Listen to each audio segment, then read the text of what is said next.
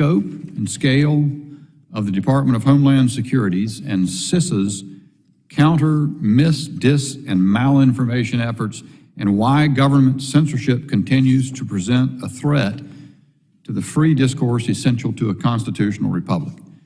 I now recognize myself for an opening statement.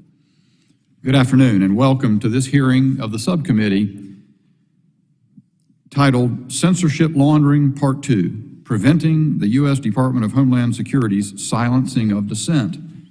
In May, this subcommittee held our first hearing to examine the Department of Homeland Security's role as the nerve center for the federal government's scheme to censor the online voices of millions of Americans. What we learned during that hearing was deeply concerning. As Americans, we are committed to the idea that freedom of speech and open debate are essential features of a free society. Make no mistake, the efforts to censor public discourse under the guise of so-called mis, dis, and malinformation, MDM, threaten this essential freedom and the very core of our republic. Now, through our own investigation and the incredible work of a small group of individuals dedicated to protecting Americans' fundamental rights to discourse and debate, including our witnesses today, we have a far more complete picture of the censorship laundering complex and how it operates. While we recognize the cybersecurity and infrastructure security agency's mission of protecting our institutions from legitimate cybersecurity threats, we cannot allow a component of the Department of Homeland Security to anchor a censorship laundering enterprise. Silencing the voices of the American people is never acceptable by government, and we must return the agency to its core mission. Two major developments have been enormously helpful to our investigations into the true extent of DHS and CISA's role in government censorship efforts. First, several lawsuits, most notably Missouri versus Biden, although the Assistant Attorney General for the Division of Civil Rights doesn't know about that litigation. I hope she'll take note of it. That lawsuit has made public vital evidence uncovering the scope and scale of government efforts to censor online speech. Second, Elon Musk released the second edition of the Twitter files, exposing the breadth of the government's efforts to censor American speech online. In addition, we have learned that despite the federal government's continued denials of having any role in the creation of the so-called Election Integrity Project, EIP, that DHS and CISA were involved from the beginning. Look at the words of Graham Brookie, Senior Director of the Atlantic Council's Digital Forensic Research Lab, DFR Lab, one of the four founding EIP partners, who wrote this to his colleagues on July 21, 2020, quote, "We just set up an election integrity partnership at the request of DHS/CISA and are in weekly comms to debrief about disinformation, disinfo, IO, etc., end quote. As an active participant with EIP partners, CISA was, quote, switchboarding, end quote, which is the term CISA used to describe flagging what they called misinformation and notifying social media platforms who could, quote, independently, unquote, decide whether to remove or modify the content. CISA Director Jen Easterly claimed earlier this year during a DHS Appropriations Subcommittee hearing that we don't flag anything to social media organizations, unquote, but that is exactly what CISA was doing.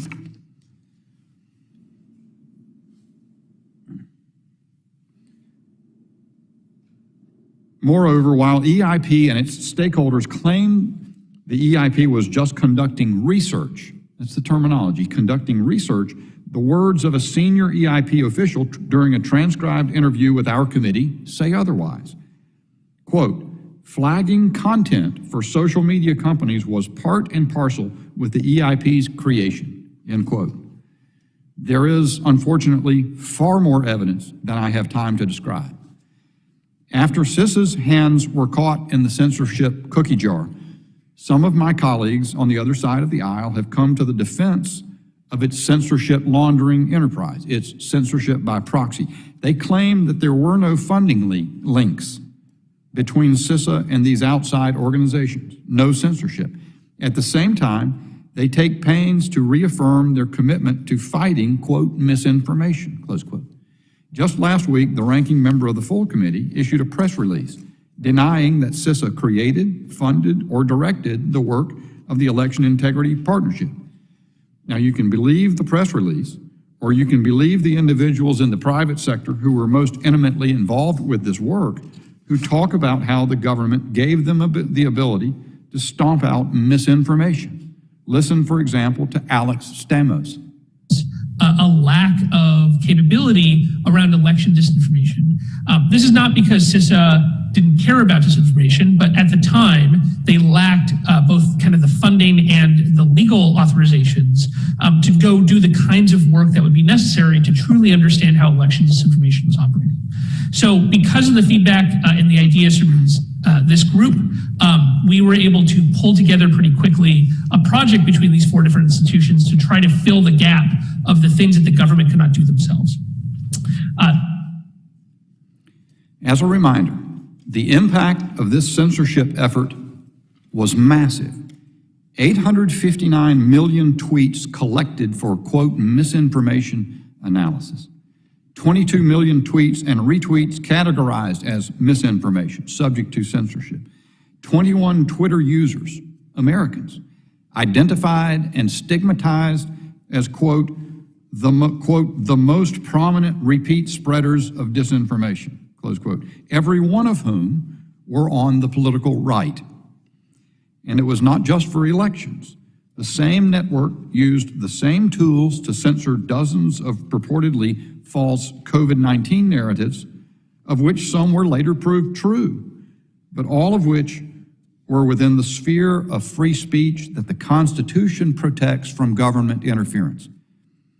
Let's turn to where things might be headed. We know that DHS and CISA have continued to explore ways to build on their counter-MDM efforts. Some of their publicly acknowledged or directed efforts have been pretty Orwellian, like DHS's ill-conceived effort to establish a disinformation governance board last year, or CISA Director Jen Easterly's bizarre comment about controlling citizens' thoughts through regulating, quote, cognitive infrastructure, end quote, as critical infrastructure reposed to CISA's care. Other evidence is more bureaucratic, but no less alarming. Look, for example, at CISA's Cybersecurity Advisory Committee's MDM Subcommittee, which continues to exist, and to recommend that CISA should expand efforts into new areas, such as the courts, financial systems, and public health. The MDM Subcommittee also recommended CISA view its counter-MDM work across a much wider range of media. Other DHS documents suggest CISA wants also to broaden the target issues of public concern to include racial justice, immigration, the U.S. withdrawal from Afghanistan, and support to Ukraine. What is stopping DHS from overreaching its jurisdiction beyond elections to censor more Americans to, quote, protect whatever government-deployed orthodox notions it deems critical infrastructure? Right now, the answer is nothing. While CISA has made a public pretense of pulling back from some of its more aggressive censorship efforts, that change was driven by public scrutiny and not, from all that appears, to a fundamental change of heart. This is unacceptable and dangerous. Every American, even those serving in the vast federal bureaucracy, should be committed to upholding Americans' fundamental rights. At this point, it appears the courts may provide part of the solution. Indeed, the District of Louisiana and the Fifth Circuit subsequently, the Fifth Circuit in particular, ruled in an affirmance this October that CISA probably violated the First Amendment through its censorship activities. This is to be now decided by the United States Supreme Court. But the issue of DHS and CISA's censorship efforts goes beyond a ruling on the precise contours of the First Amendment. The government's power to censor speech, including online speech, must be strictly limited to content that is not constitutionally protected, such as inciting imminent lawless action. At DHS, Censorship became ordinary and banal, an everyday activity carried out by anonymous and unaccountable bureaucrats using censorship by proxy to accomplish indirectly and in secret what it would not have the power to do openly.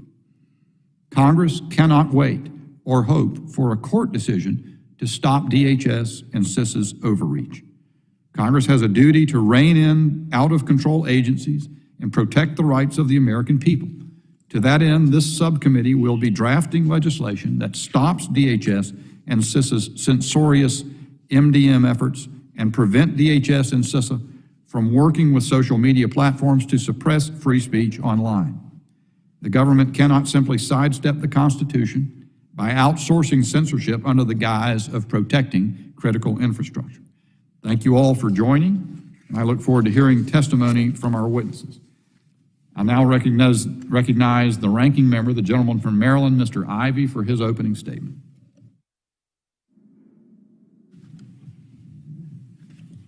Thank you, Mr. Chairman. I have to say I have a slightly different take on this than my friend from North Carolina in a variety of ways. I think that the claims about CISA being a giant censorship entity completely misses the mark based on the transcripts that I've seen of testimony that's been given by this committee and to this committee and other committees here in the House. For example, this is a statement from Brandon Wales. He's the CISA Executive Director. CISA does not and has never censored speech or facilitated censorship. Any such claims are patently false. We can go through a few of these others, and we will, including the testimony that I had mentioned a moment ago. For example, Mr. Masterson. Now, Masterson was an interesting individual who came up through the Republican Party in the Ohio State election boards. He now works for Microsoft, but he made a couple of statements with respect to this issue. One, they were never compelled. They never compelled the platforms to take positions or take down information. In other words, they never forced censorship to happen of any kind. No, I don't recall that happening in my experience, no. And there's a couple other quotes from him that I'd like to share on this front too. Do you have any, at any point in your experience working at CISA where you advised that you had the authority to compel a social media company to take any particular action related to any particular content on social media? No, I don't recall that happening in my experience, no. Do you have that, did you ever try to exercise that authority? No, I don't recall ever perceiving that I had that authority. Mr. Stamos, who was just mentioned a moment ago, also has testified here in the House. To be clear, at no time did the EIP censor speech or have access to back-end platform systems or data outside of public content. The EIP did not take down posts or apply labels and had no power to do so. The EIP did not create targeting lists or blacklists of accounts, and the list of accounts included in our reports as the top spreaders of false information were generated by our own analysis, which importantly occurred after the election. Mr. Stamos was the person who the tape was played a moment ago by the chairman. We've got more of those, but I need to move forward because I think on a couple of fronts here, we have to address the reality of what's going on, I think, behind some of this. There are a lot of conspiracy theories that persist that are, in my view, dangerously weakening America's ability to defend itself against foreign attacks from Russia, China, and Iran. Some of these attacks focus on Americans' election and our election apparatus, especially since we haven't fully responded to in the wake of the 2016 and 20 attacks with respect to those elections. In 2017, the Trump administration's national security strategy included a section on information statecraft, naming Russia and China among the adversaries seeking to, quote, weaponize information, close quote, for strategic gain and control. Adversaries of the United States leverage influence operations and disinformation campaigns to degrade confidence in key institutions, sow civil discord, and undermine U.S. pillars of power. For example, Russian interference in the 2016 presidential election, I think is a powerful example. I know there's been a lot of political debate about, collusion and other issues, but the Senate Intelligence Committee found that Putin ordered the Russian effort to hack Democratic Party networks and accounts to leak information damaging to Hillary Clinton. There's also information with respect to Iranians trying to do the same thing on the opposite side, posing as Proud Boys to intimidate voters in the 2020 election. That's based on an indictment. The Department of Justice is prosecuting individuals involved in that case. But that's on the other side of this. From my perspective, this isn't a partisan issue. That was an attempt apparently to, in their view, help the Biden campaign. But I also think we have to focus on this because we face internal dangers that can come from the internet and some of the information that's being abused on that front. The January 6th attack against the Capitol was aimed at preventing the lawful and peaceful transfer of power.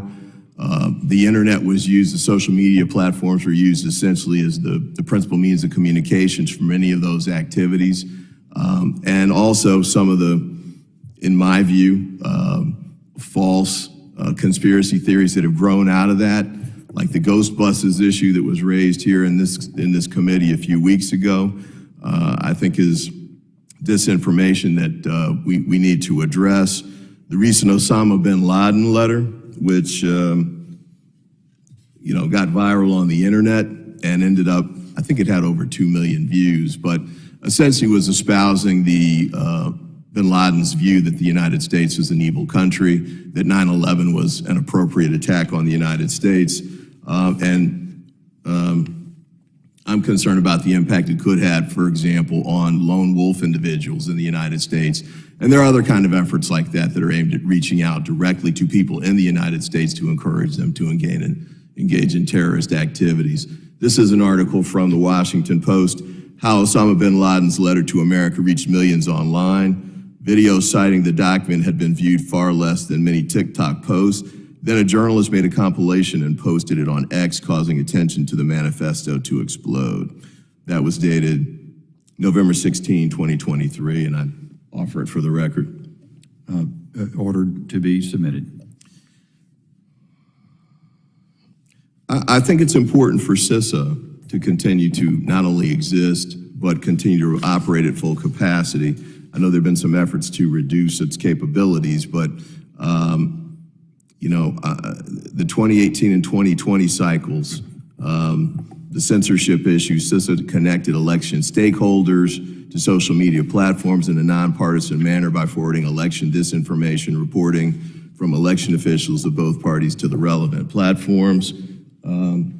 I believe we've got an email here from the RNC that was sent to CISA. This is, again, in an effort to be bipartisan on this front, the RNC detected misinformation that was being circulated in Philadelphia during that campaign cycle that election workers were going to be paid, and that was incorrect.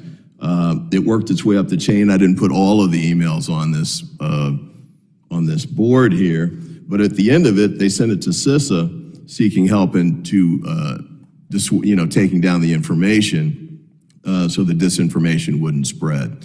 I don't know if that kind of funding is illegal in Pennsylvania, but I think the main point is that the RNC, at least in that election cycle, didn't view this as some sort of censorship effort. This was just an effort to make sure that they got correct information out to the public. And that's true in other scenarios too. One of the issues that we've seen pop up, false information with respect to elections. If the election's gonna happen on Wednesday instead of Tuesday, the government needs to be able to correct that kind of misinformation. Also, there's a point I wanted to make too about this. I think the argument seems to be that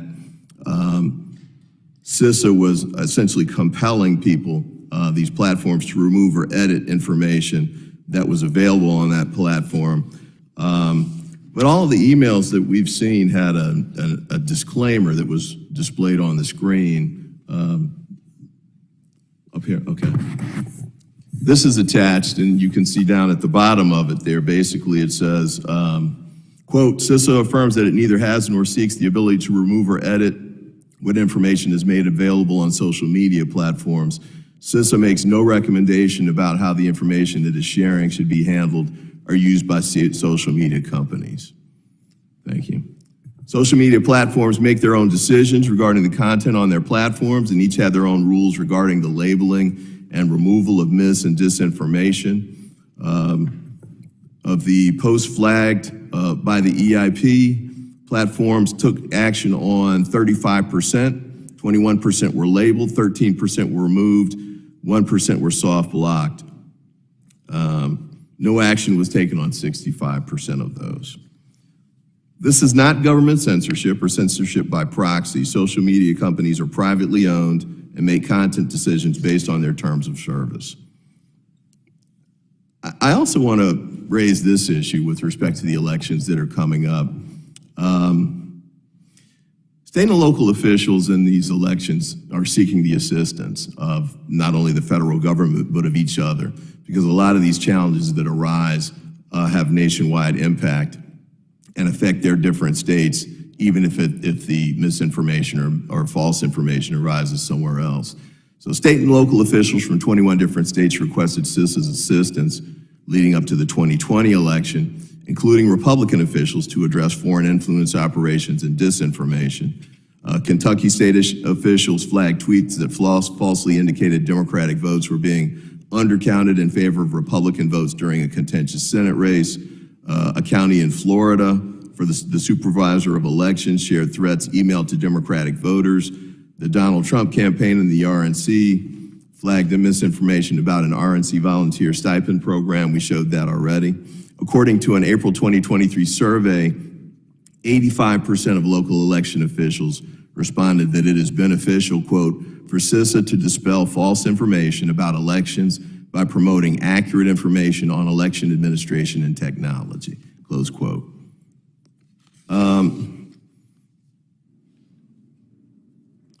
I will wind this up. I do want to get to the testimony of both panels, but I did want to raise these points about the Missouri v. Biden case.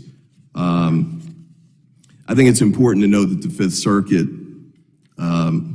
put a stay on the rulings that the district court had issued, particularly with respect to the limitations on the government from having interactions with social media platforms.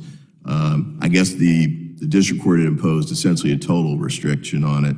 The Fifth Circuit rolled that back, and I think it's fair. I've read some versions of this, and I've read the opinion myself that some of the opinions, the district court's opinions, information is based on false information or misinformation as well. So I'm hoping that as this case works its way through the courts, and I wouldn't be shocked if the Supreme Court remanded it for additional findings of fact, that a lot of this will be addressed. But the main point I want to make before I wrap up is that I'm concerned that there's been a chilling effect with respect to CISA, the social media platforms, people who are doing research. They're concerned about if they raise their head up, they get in trouble, they get subpoenas, they get doxxed. And we've got a couple of statements with respect to that. But I think it's important for us to make sure that we want to make sure there's no censorship going on. I think that my colleagues on the other side have significantly overstated that based on the transcripts I've seen. But importantly, I think we have to keep in mind that not only do we have to worry about making sure we have the apparatus in place, for example, to deal with child sexual exploitation and terrorism online, but also that we're able to address election issues, other types of foreign attacks that might be encouraging people to engage in terrorism or the like. We have to make sure that we have that capability up and ready to go, that people feel that they can do the work and reach their own conclusions. We might disagree about those conclusions, whether a particular social media platform takes information down or not. I don't know there's going to be universal agreement on all of that, but I think we need to make sure that people feel they can operate in a safe environment, and that includes exercising their First Amendment rights. So, Mr. Chairman, we may draw the line in different places, clearly we do, but I think our ultimate goal is the same. So with that, I yield back. Thank you, Ranking Member Ivey. Other members of the committee are reminded that opening statements may be submitted for the record. I'm pleased to have a distinguished panel of witnesses before us today on this very important topic. I ask that our witnesses please rise and raise your right hands.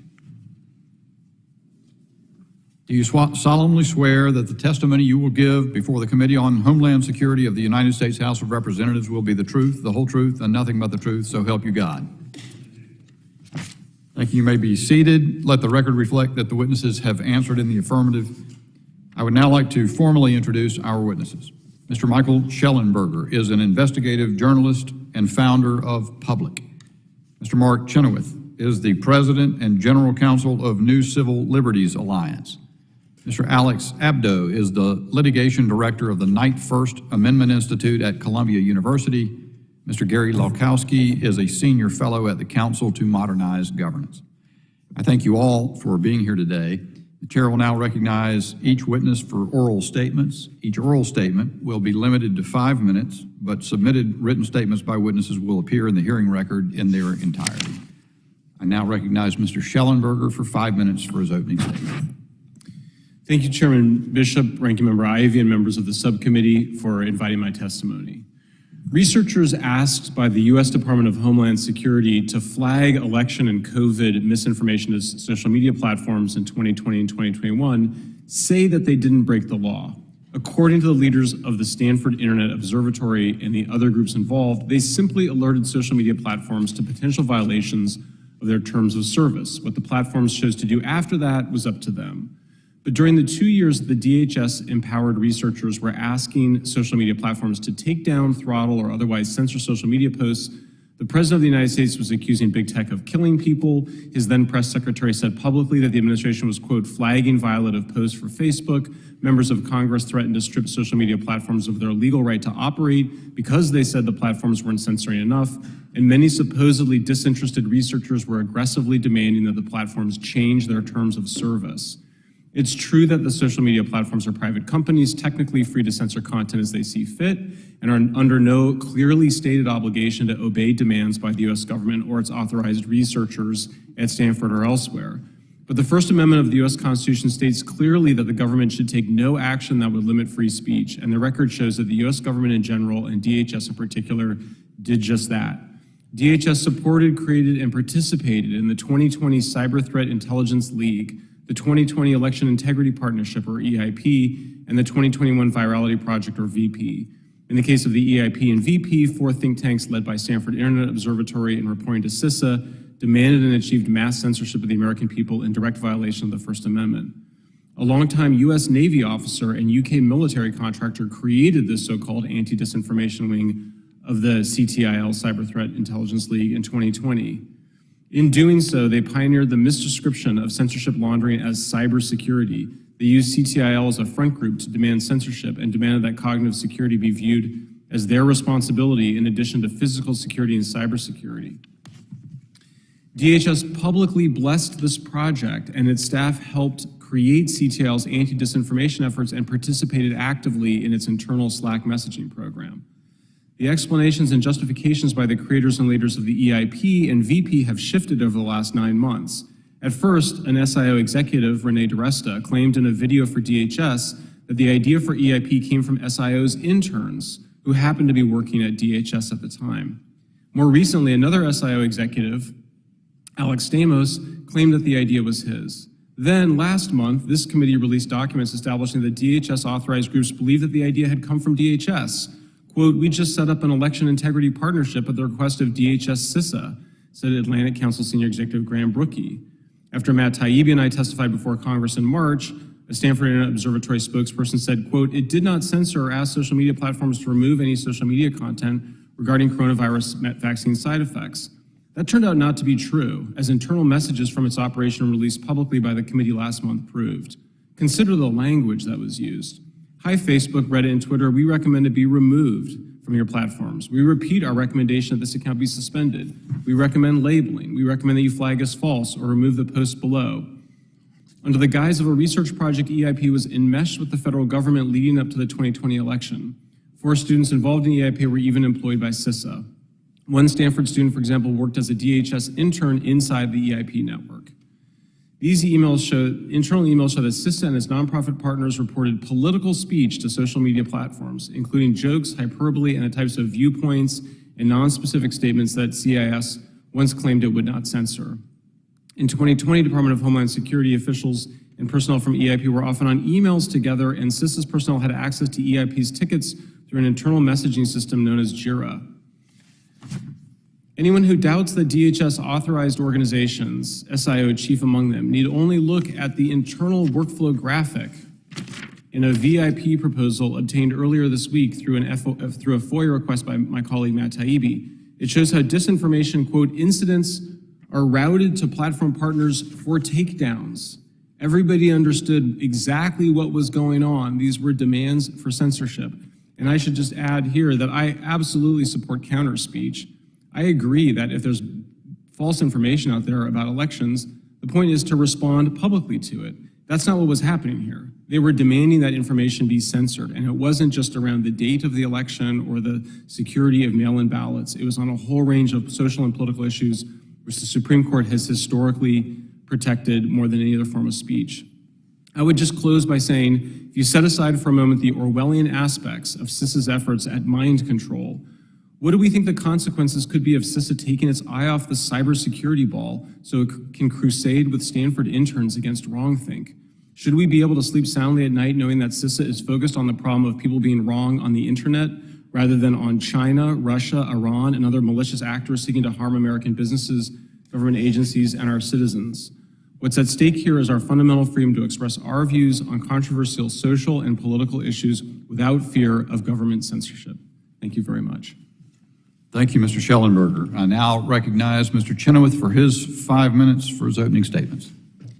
Good afternoon, Chairman Bishop, Ranking Member Ivey, members and guests. My name is Mark Chenoweth, and I'm the president of the new Civil Liberties Alliance, a nonpartisan, nonprofit civil rights group founded by Professor Philip Hamburger of Columbia Law School to fight unlawful administrative power. NCLA fills the void left by legacy civil liberties groups that no longer care about government-directed censorship. NCLA's motto is, let judges judge, let legislators legislate, and don't let bureaucrats do either. We champion the people's right to be governed by representatives they pick and Congress's job to write the laws. Congress never authorized the administrative state censorship we are discussing today. My written testimony explains NCLA's public interest litigation combating social media censorship on behalf of 4 individuals in the Murphy v. Missouri Supreme Court case. But I'm here today to sound the alarm on 4 legal principles Congress must uphold to stop the rampant censorship by DHS, CISA, and multiple other federal agencies. First, the government is not the arbiter of truth. As Justice Robert Jackson observed, the very purpose of the First Amendment is to foreclose public authority from assuming a guardianship of the public mind. Every person must be his own watchman for truth because the forefathers did not trust any government to separate true from the false. During the COVID-19 pandemic, the government proved unable to uphold truth. It peddled falsehoods that natural immunity does not exist to COVID-19, that vaccine immunity is superior to natural immunity, and that vaccines would stop the transmission of the virus. The government then suppressed dissenting voices on Twitter, Facebook, and elsewhere who dared to express rational, scientifically accurate views on COVID-19 and the vaccines. Second, the First Amendment protects even false speech. Much of the suppressed COVID speech was true, but in U.S. v. Alvarez, the Supreme Court held false statements as a general rule are not beyond constitutional protection. Were the court to hold that the interest in truthful discourse alone is sufficient to sustain a ban on speech, it would give government a broad censorial power unprecedented in this court's cases or in our constitutional tradition, end quote. This means labeling disfavored speech as misinformation, disinformation, or malinformation does not strip it of First Amendment protection. Third, the government may not do indirectly what the First Amendment forbids it from doing directly. It is axiomatic, according to the Supreme Court, Norwood v. Harrison, 1973, that the government may not induce, encourage, or promote private persons to accomplish what it is constitutionally forbidden to accomplish.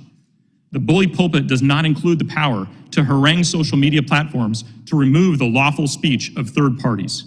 When the government coerces or pressures a company with threats, and the company responds by censoring private individuals, that is unlawful state action. But if the government writes and tests software to effectively monitor and shut down disfavored speech, and then turns that over to private actors to run the software that censors the speech, that is also forbidden state action. It doesn't matter that it's indirect. The First Amendment bar is much lower. Fourth, the First Amendment term abridging supplies the test to determine when the government has violated the right to free speech. The only question for the courts is whether the government's conduct has led to the abridging, that is, the diminishing of speech. The test is not coercion. It is not whether something was compelled. It's not pressure. It's not entanglement. It's abridging. The First Amendment prohibits government from abridging speech, which contrasts with the narrower term prohibiting in the Free Exercise Clause, as my written testimony citing Professor Hamburger explains. I will close with 3 examples that illustrate the scope of the problem with government-led censorship through CISA switchboarding and other practices. First, the Virality Project flagged Harvard Med School epidemiologist Martin Koldorf's tweet, which stated, quote, "Thinking that everyone must be vaccinated is as scientifically flawed as thinking that nobody should. COVID vaccines are important for older, high-risk people and their caretakers. Those with prior natural infection do not need it, nor children," unquote. This tweet was censored and his account flagged. Second, the Virality Project wrote a report in which another NCLA client, Bree Dressen, was identified as a purveyor of misinformation for discussing the adverse, devastating effects she personally suffered from the AstraZeneca vaccine after she volunteered for a vaccine trial, even though NIH itself had diagnosed her as vaccine injured. In NCLA's Dressen v. Flaherty case, we are suing the government for shutting down Bree's support groups for vaccine-injured individuals. These are private online groups where vaccine-injured people can turn for emotional support. When their support groups were deleted, group members failed to get assistance they could have gotten that would have led to better treatments for them. At least one committed suicide. This is private speech we're talking about among already vaccinated people who want to converse with each other and share their stories. They will not promote vaccine hesitancy to the general public because the speech occurs in private forums, and yet the government is still suppressing that speech as we sit here. This is insanity. Third, White House pressure led the lab leak theory to be censored on social media. When Meta head of Global Affairs, Nick Clegg, asked a colleague why the story had been censored on Facebook, the colleague replied, quote, "Because we were under pressure from the administration and others to do more," unquote, and that, quote, "we shouldn't have done it," unquote.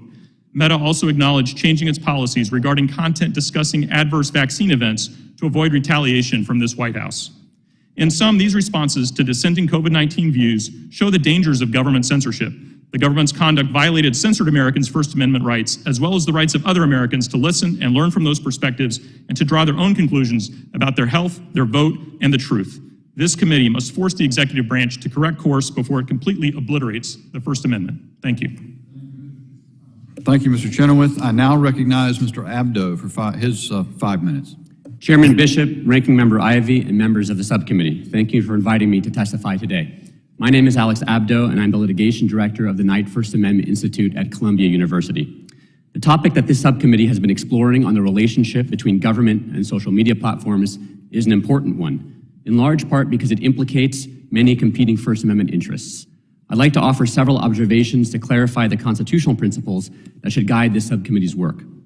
First, as the Supreme Court held 60 years ago in Bantam Books versus Sullivan, the First Amendment forbids the government from coercing private actors into silencing disfavored speech.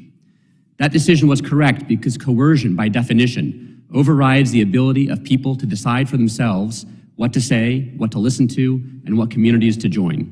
This rule is important not only in protecting individuals, but also in protecting the social media platforms, which now play a vital role in hosting and curating the speech of millions of people. The communities they create reflect their own expressive decisions, as well as the expressive and associational preferences of their users. Outside of very narrow exceptions, it would be inconsistent with the principle of self-government to allow officials to dictate the speech individuals may create and consume in these online communities, whether directly through official sanction or indirectly through official coercion. Second, while the First Amendment forbids the government from coercing private actors into suppressing speech, it does not preclude the government from trying to persuade private actors to embrace its views. A democratically elected government must have the power to govern, and an indispensable tool in governing is attempting to galvanize public opinion. As the Supreme Court reaffirmed just a few years ago, governing necessarily involves taking a particular viewpoint and rejecting others. It is not easy to imagine, the court wrote, how government could function if it could not express its views. The public also has a strong interest in hearing what its government has to say. Hearing the government's views helps ordinary citizens evaluate the government's decisions and hold government officials accountable for them. In addition, private actors often rely on the government's expertise in making decisions about their own speech. In the years after 9/11, for example, news organizations welcomed the input of the government in deciding whether to publish classified information that had been leaked to them.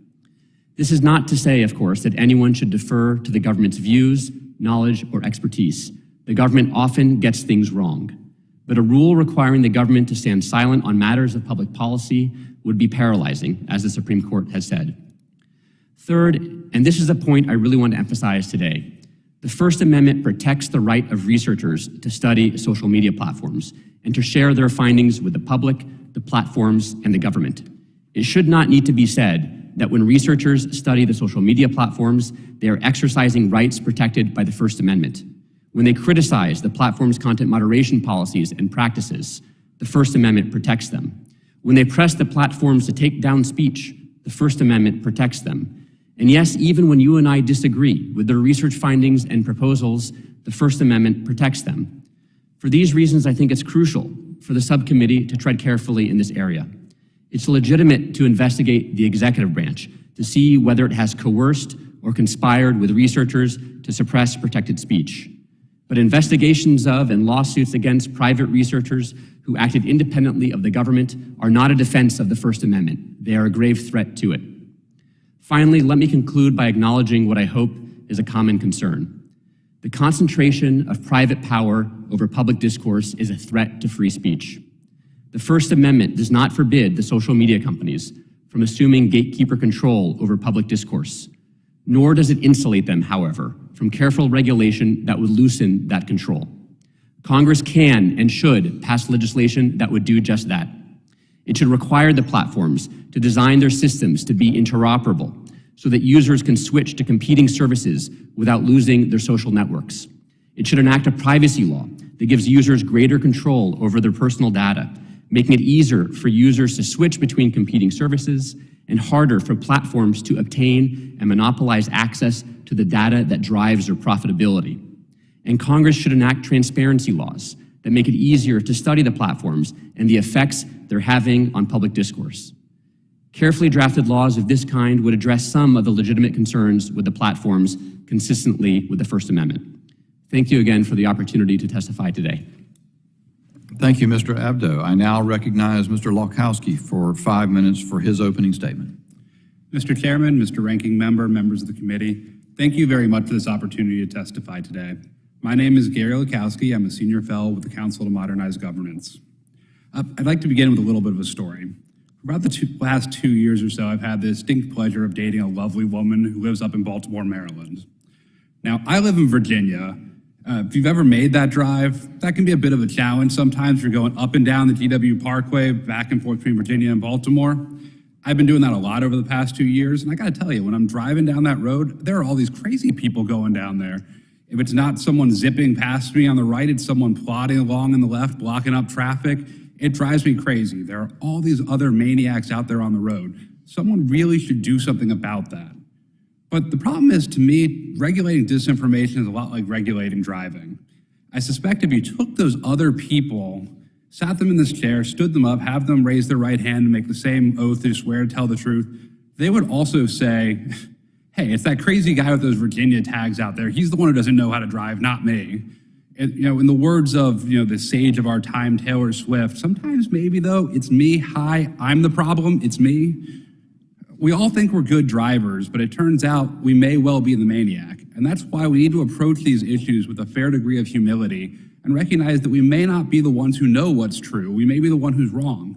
And that's why regulating disinformation, misinformation, these other things is so dangerous, because it sort of presumes this position that we're always right and that we can always get the answer right. That's particularly dangerous when it's coming from government. So So we've heard some talk already about what are the limits from the First Amendment and kind of how far can we go with that, as though the First Amendment itself is kind of the end-all be-all of this. And while the First Amendment is incredibly important, I think it's even more important to look kind of behind that and why we have a First Amendment. Why do we care about this? Why is this something that's in our Constitution? Why do we prioritize free expression at all? So first and foremost, free expression, including and perhaps especially the expression of ideas that most people think are wrong, people may think that person's a maniac, they're important and they're necessary in the search for truth. Pursuing truth requires correcting errors, and that means standing up against prevailing narratives and standing up against what seem to be consensus. Otherwise, we'd be locked into antiquated ideas. To take just kind of one example, I grew up, I was a child in the 90s. We had this food pyramid from the Department of Agriculture. That was the end-all be-all of healthy eating. You know, if you follow this, you'll stay healthy, you'll be in good shape. So, I took that as the settled science. Well, it turns out since that time, it's been updated at least twice by the Department of Agriculture. It's also been called into question by numerous public health schools, such as the Harvard Public Health School. What we thought was true may have been wrong, even about something as elemental as eating, something that people have to do, have been doing as long as there have been people. We may still get that information wrong. This is one reason we need to tread very carefully around the free expression, because it allows us to correct these consensus, purportedly settled ideas, when it turns out they may be wrong. A second thing, free expression sort of lowers the temperature and the stakes for political contests. It's one thing if I'm wrong and you're right and I lose, then I can litigate that in the next election, I can litigate that at another opportunity. If I think I'm right and you think you're right, and whoever wins gets to shut the other person up, that's a big problem. That really raises the stakes in our political contests, because now it's no longer about coming back in the next election. Now it's about this is the thing that settles this issue for all time. And that's a huge problem, particularly at a time where there's already concern about political polarization. Third, free expression provides a window into what people believe. Just because we tell people they can't say something doesn't mean they stop believing that. They still do, they just become much more careful or much more discerning about who they're going to express those views to. Thus, bad ideas don't really go away just because you censor them. They just go underground, and that's not healthy for our society. And then fourth, and perhaps most fundamentally, one of the problems with regulating this sort of disinformation gets back to that driving question. It's who decides? And I would say the government is the last person you want making those decisions, because the 800-pound gorilla in the room, even if they don't say do this or else, there's always that implicit or else in what government's doing. So what do we do about this? How do we go beyond just the four corners of the First Amendment to protect our rights going forward? First, we have to return to first principles. The federal government, particularly the executive branch, should not be the arbiter of truth. Second of all, there should be bright lines protecting and preventing the federal government from interfering with constitutionally protected speech. In very limited circumstances that have been recognized by the court, there may be a place to step in, like child pornography, imminent threats.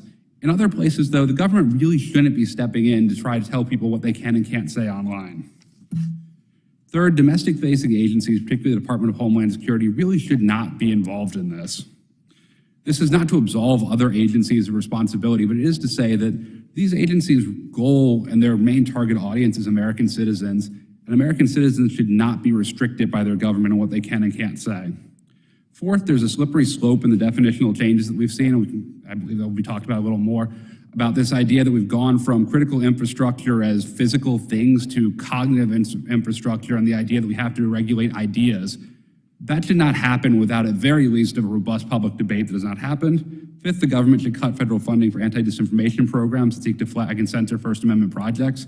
It's one thing to say these are private institutions, but it's another thing when they're being funded with our tax dollars. And finally, there must be avenues for personal accountability for people who do this. Thank you. Thank you, Mr. Lowkowski. Members will be recognized by order of seniority for 5 minutes of questioning. An additional round of questioning may be called after all members have been recognized. I now recognize myself for 5 minutes of questioning. I want to begin. I wonder if Mr. Ivey, if you would pull back up, your staff might pull back up the enlargement you had, the first one, the statement by a DHS official from November 2023. Mr. Novak? I think that's right. Or if you, if you have the enlargement. And let me say, as I'm beginning, or asking that to come up, thank you, I'll use it in just a sec, you hold it for me. First of all, it's interesting how little separates the views expressed on the panel, and I think between me and the ranking member of the subcommittee. And I think therein lies something that's very that needs to be focused on. There are some red herrings or straw men here that can be knocked down pretty quickly. I agree this is not about partisanship, by the way. I mean, I think there's some evidence that the conservatives were more frequently censored, but that is not at all the point. The problem is that it can affect and will affect both sides at the same time. Here's what troubles me, though. Okay. This is a November 2023 statement by Brandon Wales. He says CISA does not and has never censored speech or facilitated censorship. Any such claims are patently false.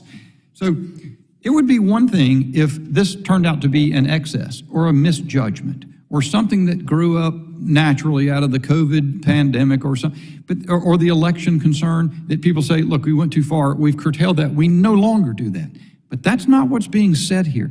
It is a categorical declaration that there has been no censorship. And I gotta tell you, that deepens the concern. Because we are, if the situation were, okay, the Disinformation Governance Board has been abandoned because there was a huge public outcry, we'd realize at CISA or DHS that was a mistake. That's one thing. But for them to abandon it and for the effort to go subterranean, underground, and be popping up but continue to be pursued, that's a very significant thing, and it certainly justifies the continued examination into this topic. And I would say with my friend from Maryland, the ranking member, this contention that the social media platforms were never compelled, that is the thing that continues to be said. But, and the ranking members read the cases, so have I, from the Fifth Circuit, that make clear the tests that are applied is not that you're lined up against the wall with a gun at your head to say you must take this information down off your social media platform. The question is the degree to which government may be perceived to have been intensively involved, and thereby the censorship by the so-called private entity becomes government action. It's a little bit like the notion, the old saying, you remember, nice little business you got there, it'd be a shame if something were to happen to it. That is a threat, even though it isn't stated in threatening language. Mr. Shellenberger, how about that? We've got CISA taking down the video on that had the fictional character Sharon urged to report as misinformation what her uncle was stating online. They've taken that down. They've done a number of things like that to telegraph that this isn't something we're going to do anymore. I took that to be the thrust of Jen Easterly's testimony in the Appropriations Committee, and yet this is a declaration we've never done it. And there's not even an issue about whether we've done it or something that needs to get ironed out. What about that? Shouldn't we be concerned about that phenomenon? Yeah, I mean, definitely. If it were up to me, I think if there's important cybersecurity activities happening in CISA that should continue, I think they need to be under a different agency, because this agency actively not just participated but led this creation of a censorship apparatus. It wasn't, and now that them saying, oh, we were just doing research, it was a mass flagging and censorship operation that was coordinated with a broader effort to pressure the platforms to do more censorship. That was going on since 2016. So yeah, I think it's disingenuous to suggest that that they were just doing research. Mr. Chenoweth, as the litigation, like Missouri versus Biden, you mentioned the Murthy case, I guess it's Murthy in the Supreme Court, I guess is the name of it there. Courts have differed sometimes with themselves on what level of government actions constitute interference with freedom of speech. Why is that a challenge? And how should courts resolve it? I think there's a concern that there may be a category mistake here, Mr. Chairman, because a lot of the precedents, because the government hasn't done this kind of censorship by and large going back 10, 20, 40, 50 years. And so the precedents that exist at the Supreme Court are largely precedents where there have been private entities that have been doing censorship and have been sued. And then, and this is Bantam Books as an example of this. And then the question is, well, was that private conduct turned into state action? And so if you're suing a private entity and you're trying to, because if it is a private entity, it's truly private action, then the First Amendment doesn't apply. So if you're suing a private entity and saying that they engaged in state action, then there's precedents that suggest, how do you know that there's state action there? And the tests have been things like coercion and so forth, also entanglement, also the way that you described it, Mr. Chairman, is just how involved are we here. But the reason for that is because we want to be very careful about saying that a private entity has become a public entity. We need to be very careful about that. We need to draw that line carefully, because if that private entity is treated as a public entity, then its liberties have really been constricted, particularly by the First Amendment then applying to it. Yeah. But that's not what we're talking about here. In Murphy v. Missouri, we didn't sue any private entities. We're suing the government. The question is, what's the standard that affects the government when the government is engaged in government-led censorship? And the standard there shouldn't be coercion. It shouldn't be the standard that applies when you're suing a private entity. It needs to be the First Amendment standard. And the text of the First Amendment says abridge, and that means diminish. And you're telling me that nothing that CISA did diminished free speech, that it didn't diminish speech? Of course it did. The whole point of it was to diminish speech. Undoubtedly it did. Yeah. Thank you, Mr. Chenoweth. My time has long since expired. I thank you for that. But I now recognize Ranking Member Ivey for 5 minutes for any questions he may have. Thank you, Mr. Chairman. I think we have some different views on this. And I'll just tell you what my thinking is on some of this. I guess we draw the line in different places as to what role government should play with respect to public speech or comments. For example, we've talked about this in previous hearings. I mean, tobacco, for example. When I was a young kid, there was an argument back and forth about whether it caused cancer or not, whether it was detrimental to health. I think we certainly hit the point in the 80s or 90s or so where it became clear, I think, scientifically that it was causing a problem. And the government decided, in addition to private support from the medical community, that public service announcement campaigns across the country to try and reduce the level of smoking was in order. In fact, that was part of the government the settlement with the tobacco companies. So those ads started running, and I think even you can find now people who dispute whether tobacco causes cancer or not. But I think it's pretty clear that that was the government effort with respect to speech that took a stand that was in favor of public safety. Seatbelts is another one. We've got a number of these we could go through. COVID, I know, is controversial, so I hate to walk into the hornet's nest, but some of those points, I appreciate the points you made, Mr. Chenoweth. Some of them, I kind of was definitely on the side of we need to do something like that. We're like injecting bleach will cure you of COVID was one of those. So I take the point that, and I guess that was Mr. Lowkowski on the trip from Virginia to Baltimore, was talking about how, sometimes the government's not right, sometimes it is, and that's a fair point. But I think what I'm hearing from the table, at least from Mr. Chenoweth and Mr. Shellenberger, is government should never be taking positions on what's accurate or true or correct, and that's not really my view. But Mr. Chenoweth, I want to give you a chance to, if you give me a brief response, is there a line that you would draw where you think it's okay for the government to take public statements, disagree with information that's out there? And then here's the line, I think, for the censorship piece: reach out to platforms and say, add content or flag it or whatever. I don't have a problem. I don't have a problem with the government taking a position on anything. I think that that's government speech, and that's fine. I think the problem is when you have the government reaching out to platforms to shut down other speech, that becomes censorship. And in terms of when they can and can't do that, if they're reaching out to a platform to shut down unlawful speech, which I would suggest. Sure, that's fine, yeah. The child child porn, example. sure, terrorism. No problem with that at all. Okay. But if you're reaching out to a platform to shut down lawful speech, such as Dr. Kuldorf's tweet about who should and shouldn't get vaccinated, that was lawful speech. Let me ask you draw the line on that. When you say shut down, remove would be, I guess what you mean by shut down, is flagging it or adding comments to it. Are you okay with that?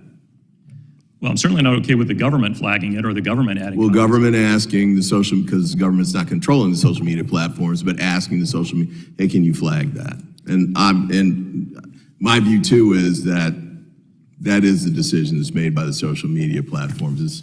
I don't think it's the Sopranos coming to to get them otherwise, but go ahead. I think that's diminishing and therefore abridging speech and therefore a direct violation of the First Amendment. So the government asking, I don't know, Twitter or X, whatever they call it now, to flag statement X is an abridgment and a First Amendment violation? Absolutely, if that speech is lawful speech. Okay. I think that's a very clear and easy line to draw. Okay. I define abridged a little differently than you do, I think, in the First Amendment context, but that's okay. I did want to read this piece here, too, though. This is from Yoel Roth. I think this is kind of a fact issue. He's formerly at Twitter and testified here on the front of the Oversight Committee on February 8th. He's talking about threats that were coming over the internet. In an effort to get ahead of these kinds of threats, Twitter and other tech companies work to build closer information sharing relationships with law enforcement, such as the FBI. In the recent reporting known as the Twitter Files, there was an attempt to portray interactions between Twitter and other social media platforms and the FBI as politically driven interference. My experience of these interactions was different. Across the FBI, DHS, and other agencies, the professionals responsible for combating malign foreign interference in elections did so with integrity and the utmost care and respect for the laws of this country, including the First Amendment. I would ask that we make this part of the record. I see I'm over my time. Without objection, so ordered. And I do have a couple of other articles here, testimony. One is the testimony of Kate Starbird, Director of the Center for an Informed Public at the University of Washington, and the other is Mark Rogers, co-founder of the Cyber Threat Intelligence League. Without objection, order to be submitted with the record. Mr. Chairman, could I respond to the Yael Roth point? Is that possible? Well, let me see, Mr. Chenoweth. I think there's a reasonably good likelihood we'll enter a second round. We want to stick to the time so no members disadvantaged. That's true. I'll tell you, let me see. We'll see whether we get through the other witnesses. We'll try to remember to come back to the point at some point in time if we can, if a member's time permits. Sorry about that, Mr. Chenoweth. With that, I recognize Ms. Green for 5 minutes. Is that right? Yeah. Ms. Green for 5 minutes of questioning. Thank you, and thank you so much, and thank you for doing this hearing. CISA claims that it has not engaged in censorship, and that is a complete and total lie. Mr. Shellenberger, I read an article recently that you had written, and it was about me. And the fact that I had been censored, and it was through CISA engaging with the DNC, the NAACP, Homeland Security, flagging my tweets, writing tickets on them, and also, amazingly, which to my shock, I read details of these tickets, making up complete falsehoods about me. Talk about misinformation. This is taxpayer-funded government agencies lying about a member of Congress, about what I said, taking other people's statements and writing it in context of what I said on my own social media, then taking down my actual social media post, which is shocking, absolutely shocking. So, Mr. Shellenberger, I'd like to ask you a little bit more. You worked on the Twitter files, and I want to thank you for that work, and thank you for writing this article, calling attention to the fact that me as a member of Congress had my own First Amendment violated. That's also a First Amendment violation on behalf of my entire district, because they elected me and sent me here to represent them. So thank you very much for that. What most surprised you or further alarmed you when you learned everything you did through Twitter files? Thank you for the question, Congressman. I mean, I think I was shocked to see members of Congress being censored, and that was shocking to me. We were shocked to see how many government employees were constantly emailing Twitter. And Carlos Monge, an executive I cited in my Twitter files on the Hunter Biden laptop, complained about all the pressure that they were getting from the federal government. I think the most shocking thing, though, was it was sort of like what you're saying, is that the censorship was actually in service of disinformation efforts. And that what you're really looking at when you're looking at the Cyber Threat Intelligence League is an operation that looks like it's like a military intelligence operation that clearly drew right from fighting terrorists abroad, and they turned those tools against the American people. So censorship was just one of the countermeasures that they had set up.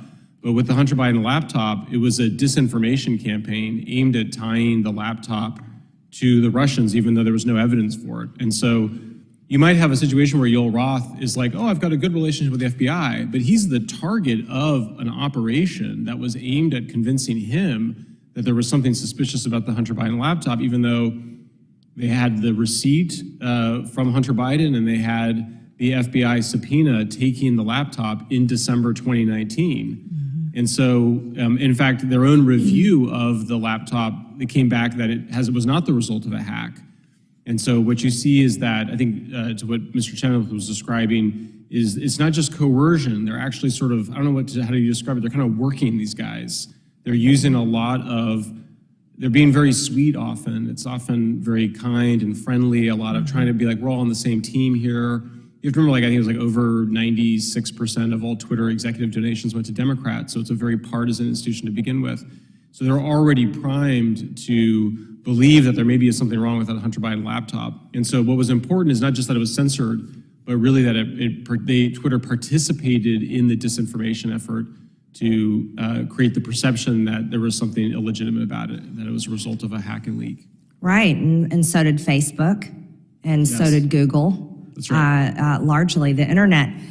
Speaking of the partisan difference there, we have who was being censored. President Donald J. Trump, Senator Thom Tillis, Speaker Newt Gingrich, Governor Mike Huckabee, Congressman Thomas Massey, Congresswoman Marjorie Taylor Greene, Newsmax, the Babylon Bee, Sean Hannity, Molly Hemingway, Harmeet Dillon, Charlie Kirk, Candace Owens, Jack Pacific, Tom Fitton, James O'Keefe, Benny Johnson, Michelle Malkin, Sean Davis, Dave Rubin, Paul Sperry, Tracy Beans, Chanel Ryan, and then add in the most offensive, what I consider to be the most offensive, an untold number of everyday Americans of all political affiliations. These are people that don't have powerful platforms like me as a member of Congress.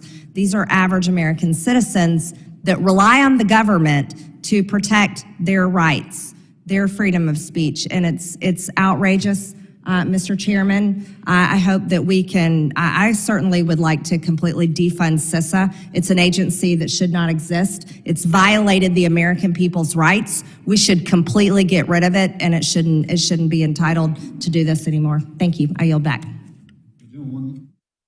The gentlewoman yields back. I recognize Ms. Clark for 5 minutes of question. Thank you, Mr. Chairman. Thank you, Ranking Member Ivey, and good afternoon. Before I begin, I want to correct some statements made by the chairman about Jen Easterling and CISA. First, Jen Easterling never recommended regulating cognitive infrastructure. I ask unanimous consent to submit into the record an article from The Hill containing her full quote. On a related manner, aside from cyber incident reporting, CISA is not a regulator. It has no authority to regulate critical infrastructure outside of cyber incident reporting.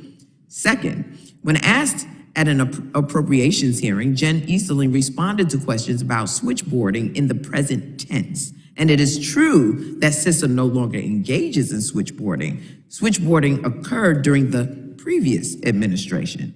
And finally, the CISA Advisory Committee's MDM subcommittee does not exist any longer and hasn't existed for over a year. Every recommendation the subcommittee made while it has existed is on the website. So having said that, there's been a lot of discussion and fear-mongering about the work of DHS and CISA in particular, and I appreciate this opportunity to set the record straight. Mr. Shellenberger, in your testimony, you advocate for abolishing CISA, an agency created by legislation led by former committee chairman Mike McCall, a Republican, and signed into law by former President Donald Trump. At the time, President Trump stated that CISA would, and I quote, lead federal government's civilian response to cyber threats against our nation. And we've had many, many threats. The men and women of the new Cybersecurity and Infrastructure Security Agency will be on the front lines of our cyber defense. They will partner with the private sector and all levels of government to defend America's power grids, banks, telecommunications, and other critical parts of our economy. As the cyber battleship evolves, this new agency will ensure that we confront the full range of threats from nation states, cyber criminals, and other malicious actors, of which there are many. This is an enormous mission.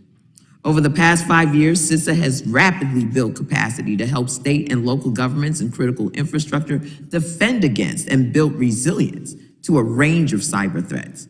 CISA spends $45 million of its nearly $3 billion budget on election security. So, Mr. Shellenberger, do you know what percent of CISA's budget, overall budget, that is?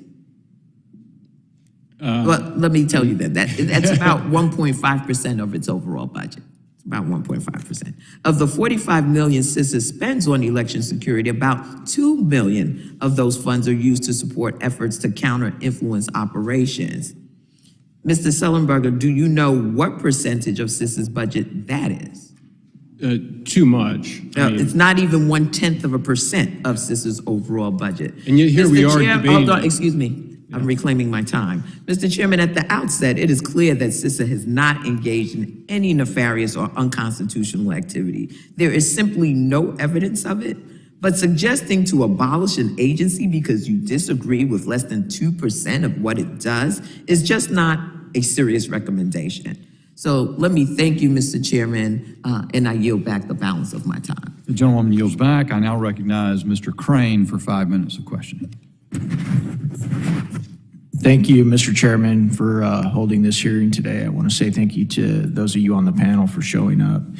I want to start with just asking the panel generally, do you trust the federal government to censor speech? I'll start with you, Mr. Schellenberg. No. I do not. The government should not be censoring speech. Absolutely not. Would all of you gentlemen say that generally you're students of history?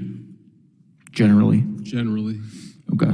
What kind of governments typically are most likely to censor their people? Mr. Schellenberg, I'll start with you. Authoritarian and totalitarian ones. Yeah. What about you, sir? I agree. I agree. Mr. Lowkowski? I agree, and I'd add ones that aren't confident in their own abilities to govern. Yeah, absolutely. Now, why do you think these types of governments typically want to control and censor the speech of their own citizens? Because they are behaving undemocratically in a variety of ways, and they don't want to be called out for it. Absolutely. What about you, Mr. Chenoweth? Well, I think there's many reasons. I think they want to hold on to power, and anything that's happening in their society that appears to be out of control, that's out of their power, is something that is a threat to them being dislodged from power. And so they want to control the information atmosphere in order to hold on to power. Mr. Abdo? Generally to silence dissent. Mr. Lowkowski? I would say it's out of a sense of arrogance. It's a sense that they're right and that anyone who disagrees with them is wrong, and that needs to be corrected through a proper degree of humility. Mr. Lowkowski, do you see any of those signs that you just pointed out, the arrogance in this federal government? Absolutely. I think it was on vivid display during the COVID response and a number of other areas. Mr. Schellenberger, how about you? You see any of those signs in this current government? Yes, many signs. Do you think it's rational to believe that a private company, even one as large as Twitter or Facebook, might feel intimidated or coerced if the most powerful government in the history of the world contacted them to alert them to a post that they found problematic? Yes, and we saw that intimidation repeatedly in the Twitter files. What about the rest of you guys? You think they might feel coerced or intimidated? Absolutely, and we've had 4 federal judges who have found that in fact that happened. In your opinion, do you think the American people have any reason to question the official narratives put out by this government, both this one right now and past governments? Yes, many reasons. Mr. Shellenberger, can you go into a short list of official positions that they've released on certain things that you found to be problematic and rightly see the American people as being rational to question those narratives? I would say the Afghanistan pullout, the Ukraine war, the efficacy of the COVID vax, the lack of transparency on COVID origins, the cost of the Inflation Reduction Act, viability of renewables. Anyway, how long do you have? Yeah, I had some of those same ones on my list. What about the Hunter Biden laptop? Would that be on your list, sir? Yeah, for sure. I mean, it was clearly a disinformation campaign that involved existing and former government officials. Yeah, what do you gentlemen typically think when you see the billboards pulled up with official statements from individuals at CISA? You know, nothing to see here, nothing to see here. What do you guys think about that? Just more of the same CYA, cover your ass type deals? Mr. Shellenberger, I'll start with you. Yeah, I'm mixed between it being sinister and comedic. Yeah. What about you, Mr. Chenoweth? I think that there's a misimpression on the part of some of these individuals that if they act through third parties that they're not violating the First Amendment. They're wrong about that, but they're not all lawyers, I get that. But they need to understand that they are blatantly violating the First Amendment when they work through third parties to achieve censorship. Mr. Abdo, do you have anything to add to that? Yes, Congressman. I think the question, the constitutional one that the Supreme Court set out in 1963, is whether the government has coerced the suppression of speech. And I'll give you just a couple of examples where I think it's actually important for the government to be able to contribute to public discourse and also to contribute to persuading private actors into making decisions about the speech. In 2004, the New York Times was leaked information about the Bush administration's warrantless wiretapping program. And members of the Bush administration met with the New York Times and convinced the New York Times that to disclose that information in 2004 would result in deaths and the disclosure of undercover sources. And the New York Times held on to that story for a year. I happen to think the New York Times probably made the wrong decision in being persuaded by the Bush administration to hold on to that story for a year.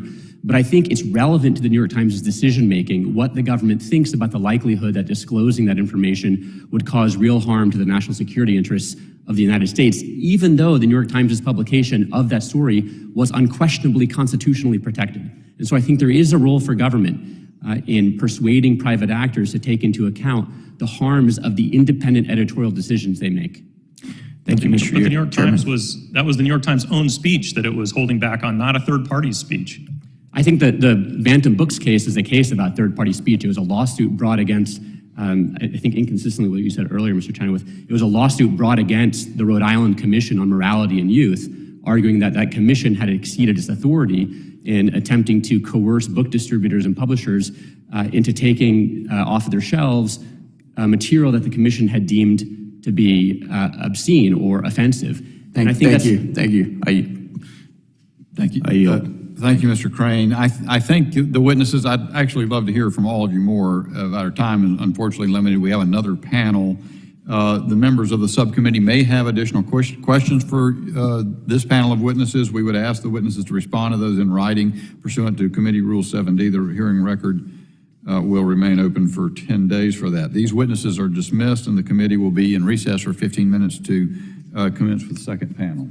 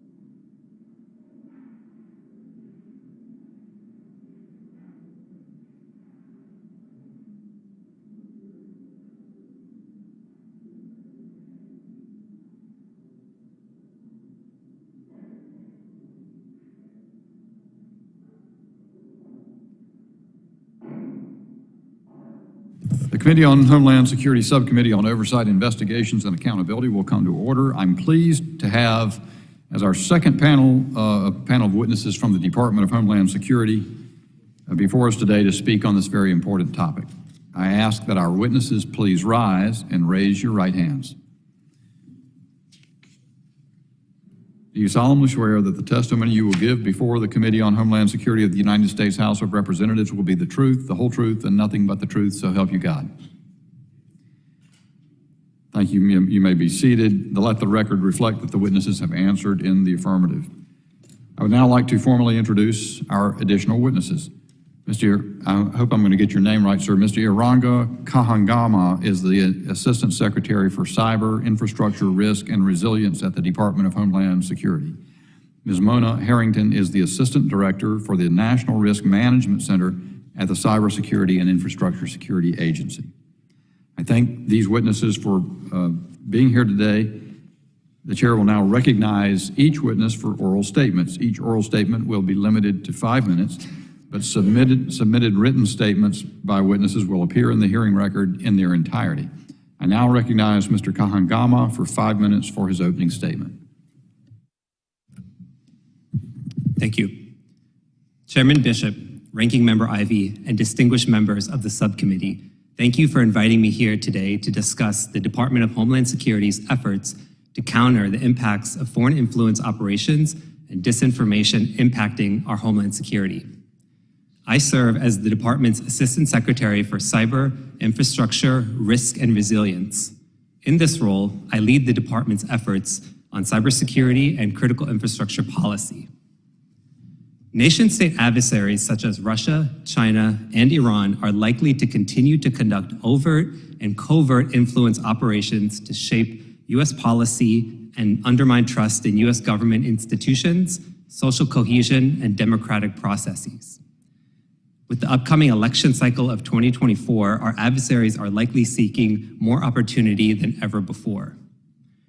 The U.S. intelligence community's annual threat assessment for 2023 notes that the People's Republic of China seeks to expand its malign influence campaigns to better support its political, economic, and security goals.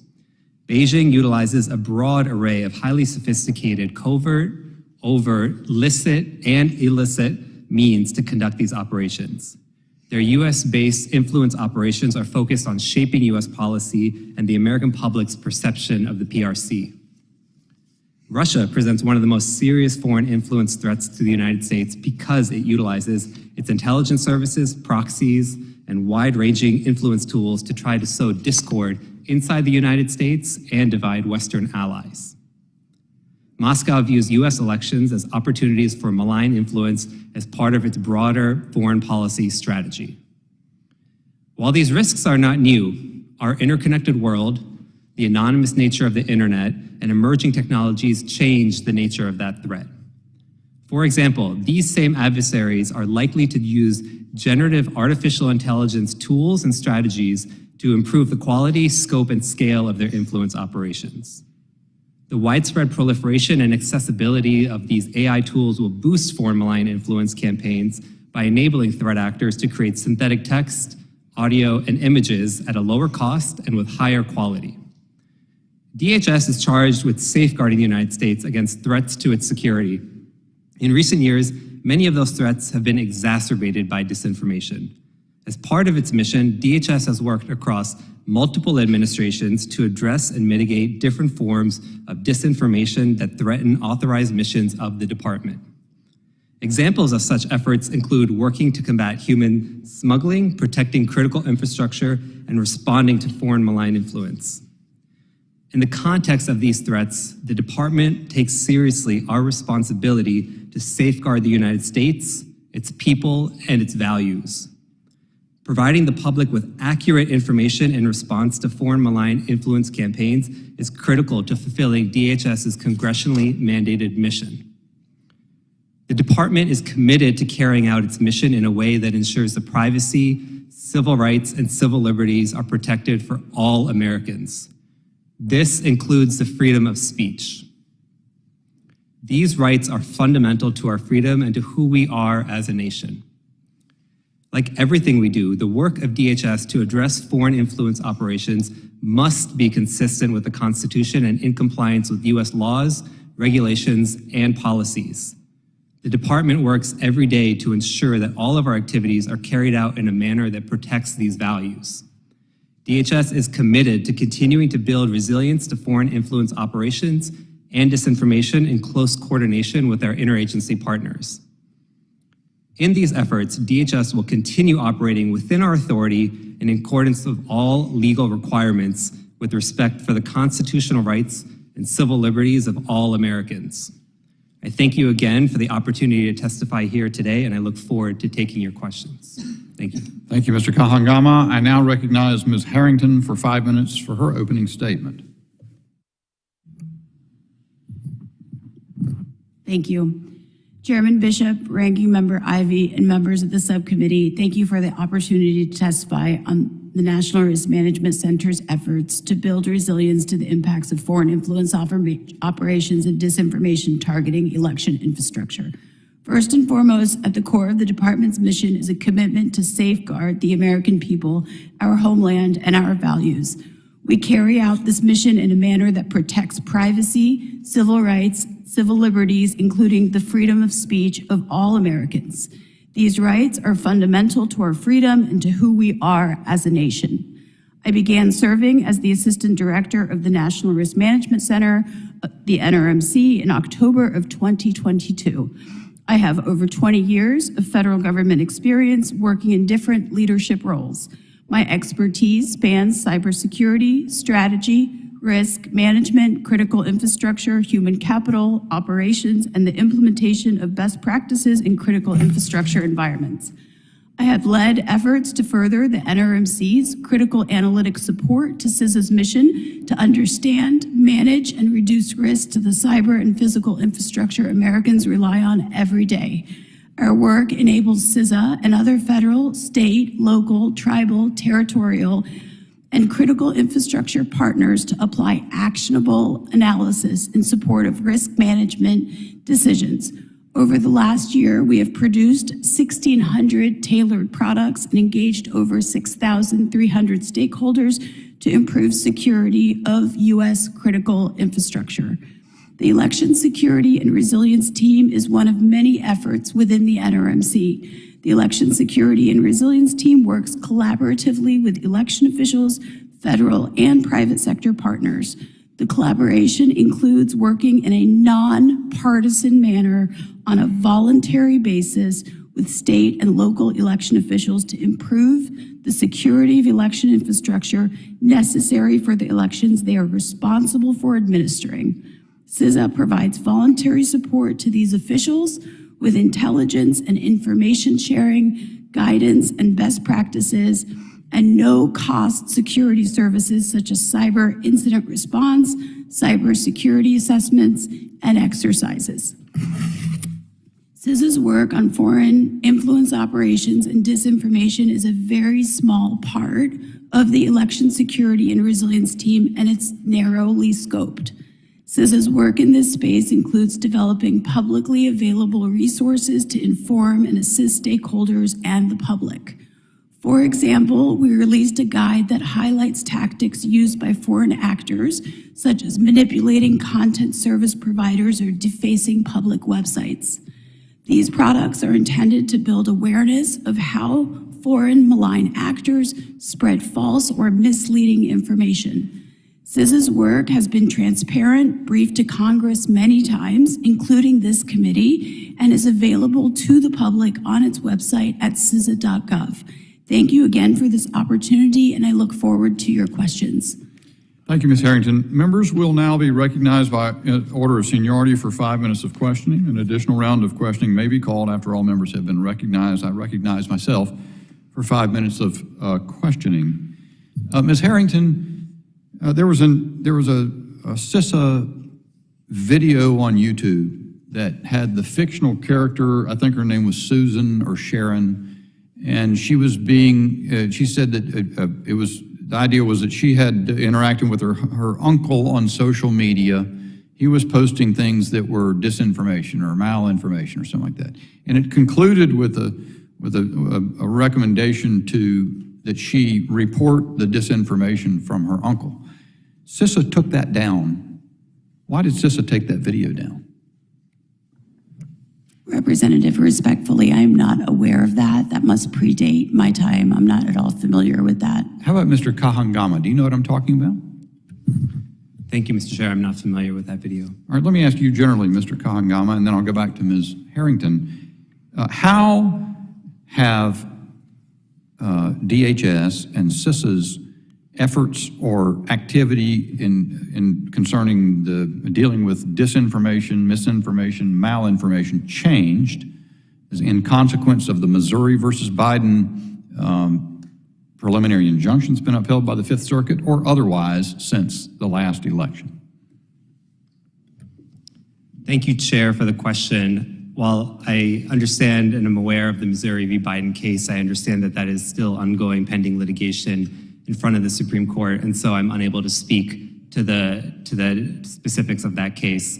But what I will say is that the department and its work in combating disinformation in defense of its specific mission areas is done with robust oversight in coordination with civil rights and civil liberties, our statutorily mandated offices, as well as in close coordination with our Office of General Counsel. Well, see, that's what concerns me, is that's been said to us for a number of years. In fact, it's always been said by CISA, by DHS, that the recital that we're concerned about rights under the First Amendment, and we always are carefully taking action to avoid infringing those or abridging free speech.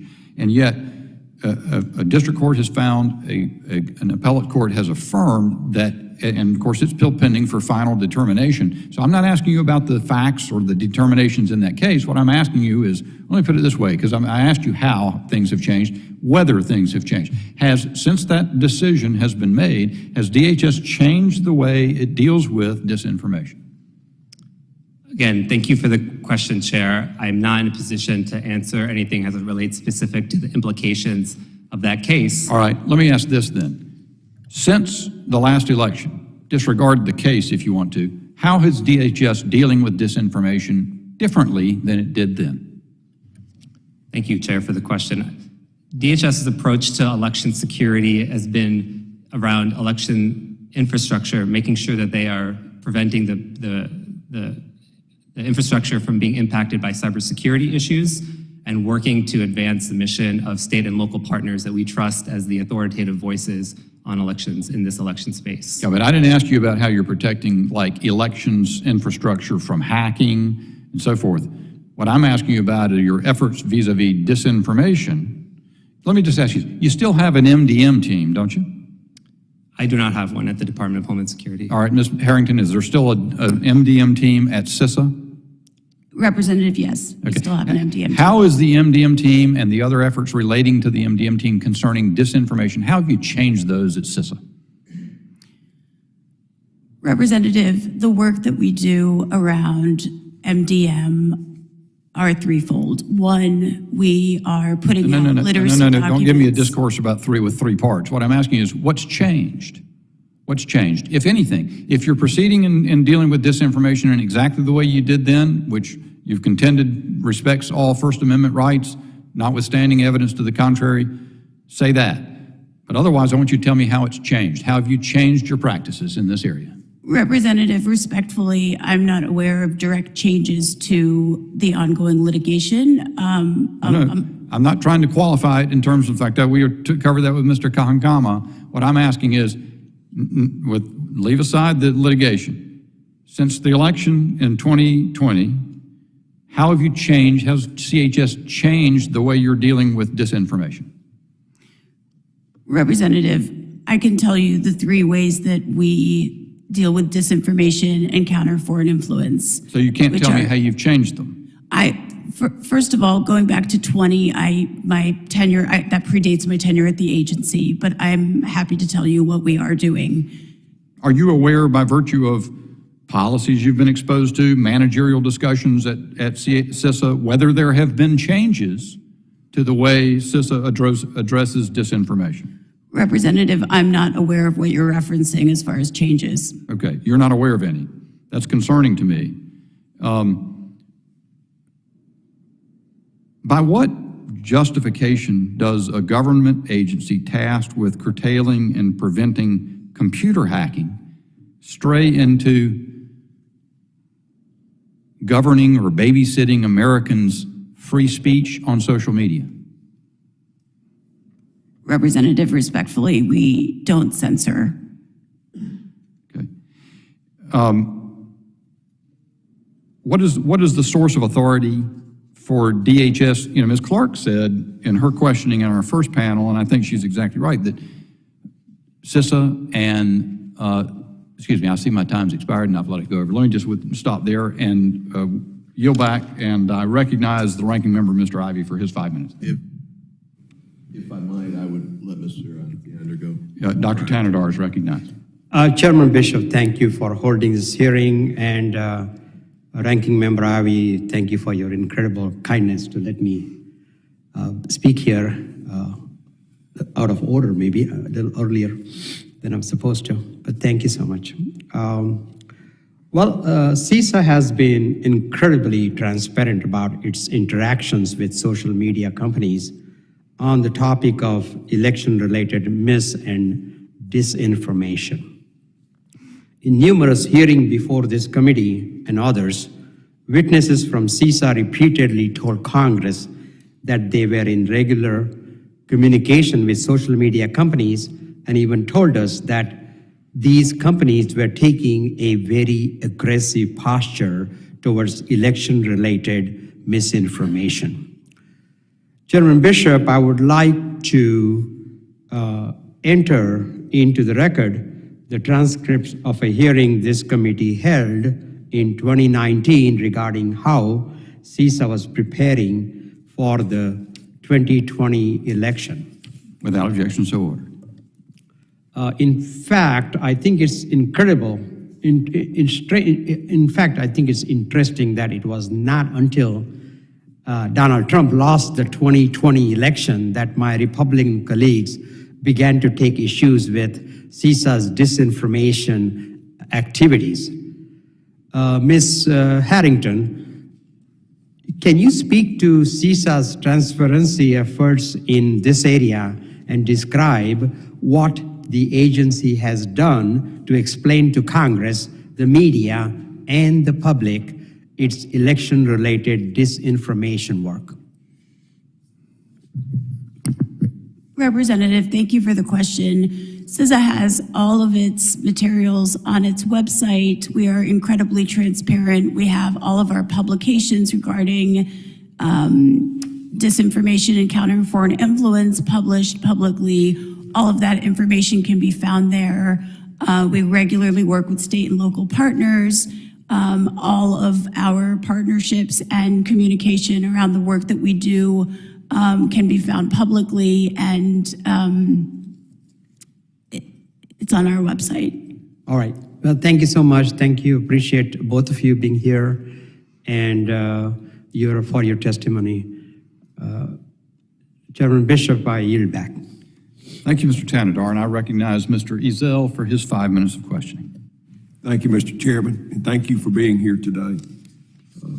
Recently, documents were obtained under the Freedom of Information Act by Americans for Prosperity regarding DHS Disinformation Governance Board, which was stood up by the Biden administration and was almost immediately shut down due to massive public pushback. Behind me today are the two of these documents. Well, besides the title, there isn't much that we can learn from these documents. Mr. Kahangama, help me fill in some of the words on this blank page. What authorities does DHS believe it has to counter misinformation, disinformation, and malinformation? Thank you, Representative, for the question. DHS believes its authorities that authorize its specific mission use cases provides us the authority to provide correct, accurate information in response to false information that may directly impact the operations of the department. Also behind me, as well, is a completely redacted memo titled Ukraine MDM Playbook. You think DHS has the authority to control public conversations on foreign wars? If so, where do you believe this is under their mission? Thank you for the question, Congressman. Could you please repeat the question? Do you think DHS has the authority to control public conversations on foreign wars? No, DHS does not have that authority. We do not monitor the content of American speech. Very good. And suppressing domestic speech included in memos, is suppressing domestic speech included in the memo strategy? I'm sorry? Is suppressing domestic speech included in the memo's strategy? I'm not familiar with the memo that you're referencing. The Homeland Security Advisory Committee recommended to DHS that it should, quote, bring disinformation to the attention of platforms hosting these falsehoods, end quote. I ask that DHS shares the committee their communications with these platforms on this topic. Is that something you can provide? Respectfully, Congressman, I would have to defer to our Office of Legislative Affairs, who I believe is already in contact with the committee staff about document production and anything else that can be shared, but we'd be happy to. Thank you very much. Ms. Harrington, does CISA have any plans to combat MDM during the 2024 election? Representative, respectfully, CISA will continue doing the work that it's currently doing, which is essentially amplifying election official voices. We have a rumor control page up on CISA.gov, and we also are putting out literacy publications so the American people can spot disinformation tactics and learn about the tactics that foreign adversaries are using to essentially spread disinformation. Thank you. Recently, the director of CISA testified before Congress that, quote, the most critical infrastructure in our cognitive infrastructure, building that resilience to misinformation and disinformation, I think is incredibly important. I want to repeat that again. The director of CISA testified before Congress, and I quote, the most critical infrastructure is our cognitive infrastructure. Building that resilience to misinformation and disinformation, I think is incredibly important, end quote. I look at CISA's website and cognitive infrastructure is not listed as a sector of CISA is tasked with protecting. What does cognitive infrastructure mean? Representative, in executing our mission, we are guided by the definition of critical infrastructure in Presidential Policy Directive 21. That is, the U.S. government determines critical infrastructure by that PPD 21, and there are 16 critical infrastructure sectors that are considered vital to the United States, includes their assets, systems, and networks, whether physical or virtual, that are so important that their incapacitation or destruction would have a debilitating effect on security, national economic security, national public health or safety, or any combination thereof. Again, what does cognitive infrastructure mean? I don't get it. Representative, respectfully, that is how we execute our mission with the definition of critical infrastructure defined in PPD 21. Do you think that DHS has this authority? Our authorities are outlined in PPD 21. Have you discussed the cognitive infrastructure with Director Easterly? Representative, again, critical infrastructure is defined in PPD 21. It's got the 16 sectors of which are the sectors which make up critical infrastructure of the United States. I'm concerned that we continue to find examples that seem clear that the Biden administration is weaponizing the federal government against its citizens. These agencies are out of control, and this committee will not stop until we hold folks accountable for that. And for Mr. Chairman, I yield back. Gentleman yields back, and I recognize the ranking member, Mr. Ivey, for 5 minutes. Thank you, Mr. Chairman. I just want a couple of follow-up points from our previous panel. I did want to say we had a number of questions addressing, or actually statements suggesting that the social media platforms were coerced by the government and that they didn't have the ability to resist government requests or flagging of information. And I did want to reiterate the point that I made in my opening statement about how these social media platforms have dealt with this. So a post flagged by the EIP, Election Integrity Partnership, platforms took action on 35%. 21% of those were labeled, 13% were removed, and 1 were left soft blocked, which I believe means that they don't permit the algorithm to, allow it to go viral. No action was taken on 65% of these interactions. So we might disagree about, whether they should be doing this or not, but I don't think Elon Musk has had any trouble resisting or disagreeing with the Biden administration. And my recollection from when I worked with Microsoft was that they didn't have trouble disagreeing with the government at the time either. So with respect to the issue about rumor control and disinformation tactics, Ms. Harrington, I wanted to ask you to elaborate a little bit on that. What does that mean? What kinds of activities are you taking, or is your entity taking with respect to those kinds of situations? Representative, so we have a rumor control page set up, which helps to amplify election official voices. So the state and locals that are running the elections, we have a number of rumor narratives and the reality, providing factual information. Again, that can be transparent. That could be found transparently on our website. We work closely with state and local election officials, and we have that all cross-linked to, for example, the National Association Secretary of States, also the National Association of State Election Director websites, and there are a number of other sources so that Americans can read that information and make their own decisions about the facts surrounding how election administration works. So that is one mechanism that we have where we amplify election official voices and put out actual information to educate and ensure that we are putting out literacy information to the American people to make good decisions. All right, so in Maryland, I believe we had a misinformation scenario that spread about the last day to request a mail-in ballot and about the process of voting in person. Are those the types of scenarios that you're referencing, or would that be addressed by a different mechanism?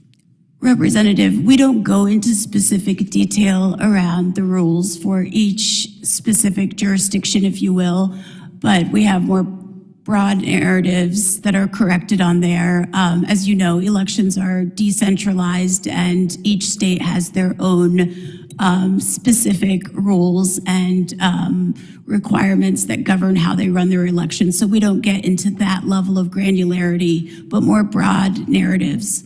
Well, give me an example of a scenario where you would have gotten involved. So, for example, we have an entry on Rumor vs. Reality that says voting system hardware and software undergo testing from federal, state, and/or election authorities. And the rumor on that is that voting system software is not at all reviewed or tested, period. So that would be an example of an entry, broad entry. All right, and then what would you do to address that? How did you, or if that's actual, how did you respond? That's an actual listing on the Rumor vs. Reality webpage. So I'm just demonstrating the broad narratives that we try to correct. We have other entries on there, such as voters are protected by state and federal law from threats or intimidations at polls,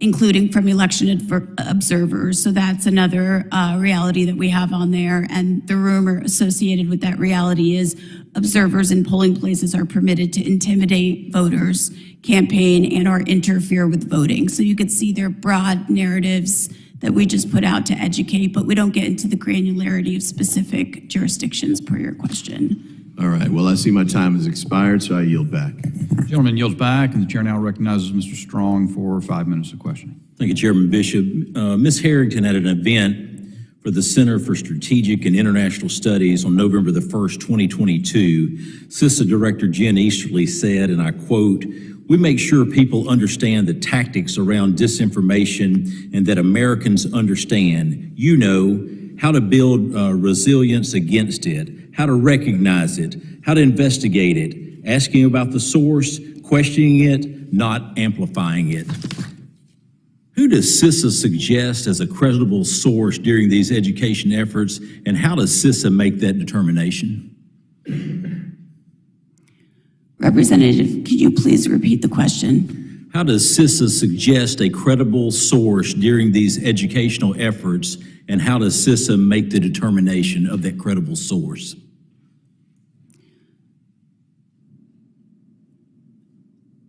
Respectfully, I apologize. I still am not clear on what your question is. I'll move further. Does CISA partner with any outside experts or entities in developing its educational MDM content? Do you use outside sources to do this effort? Representative, I just want to make sure we're talking about the same thing. We put out literacy publications to educate around disinformation and countering foreign influence tactics. They're educational materials. They can be found on our website. Thank you, I appreciate that. My question is, do you use outside sources or do you do it all within your team? Representative, let me get I'll back to reclaim your my staff time. on that. That is not a hard question. I'm not certain if I'll make it there's easy. a I'll move contractor on. that I'll move assists on. with Ms. publication. Harrington, what types of MDM efforts does CISA currently have underway? What type of efforts? Representative, the three efforts that we have and that we continue to work on, as I previously stated, are the rumor control page, and I gave some examples just a moment ago, literacy publications. We've got things like tactics of disinformation, disinformation stops with you, other infographics, social media bots, infographic set, optical illusions, other publications that you can find on our website, and we amplify election official voices as the state and locals who know best how their processes and systems work. Those are the three efforts that CISA has within the disinformation countering foreign influence. Thank you. Does CISA work with other DHS components on combating MDM? And if they do, which ones do they work with? Representative, respectfully, I'm not aware of any coordination across other components. Thank you. Sir, the next question. On November the 15th of this year, you spoke at an Aspen Institute summit where you said that DHS has many different operational applications of AI that we are actively using, whether that is generative AI or more traditional machine learning. What operation using AI has DHS already undertaken? What are they already doing? Thank you, Representative. Thank you for the question. Obviously, generative AI has been very much popular in the news, and so this has been a really interesting space for us to do a lot of work for the department operationally across many of the components. Our OCIO recently put out some guidance about how employees can propose projects and to use AI as a means to make work more efficient and a better use of an employee's time. For instance, on the cybersecurity mission, when we are working to protect federal networks, we can apply machine learning so that we can inject indicators of compromise, malware samples, computer viruses. We can use machine learning and AI tools to automate that so that we're more able to quickly identify where vulnerabilities may exist and how to patch them. We also want to explore the ability to use AI in different mission spaces. Our Homeland Security Investigations is using it on the countering child sex exploitation and CSAM material that we can better identify victims and protect those communities using artificial intelligence. We also have pilots going where we want to use them on the border to better scan for goods in the Customs and Border Protection mission. And so we have a lot of actual good news stories in this space that we're excited about. Thank you. Mr. Chairman, I yield back. Gentleman yields back, and the chair now recognizes Mr. Crane for 5 minutes. Thank you, Mr. Chairman. This is for both of you. Were you here for the panel prior? We were in another room, but we were able to watch some of it on the TV. Okay. I'm going to start with you, Mr. K. I'll just say Mr. K. Is that all right? Or you go ahead and tell me how to You can pronounce it. say Kahangama. Kahangama. Okay. Do you trust the government to censor American speech? Respectfully, Congressman, the Department of Homeland Security does not censor content. Okay. Did you hear Mr. Shellenberger's evidence about how our government was using some of its institutions and organizations to censor the speech of Americans on social media? Were you here for that? I saw the hearing, the first part, yes. Okay. So are you arguing that that wasn't censorship? I'm not familiar with what exactly you're referencing. Okay, well, he had emails going from our government to social media platforms flagging and requesting the removal of social media posts. Do you classify that as censorship? So while I heard the testimony, Mr. Shellenberger, I haven't reviewed the specific documents that you are referencing, so I can't speak to the veracity of them.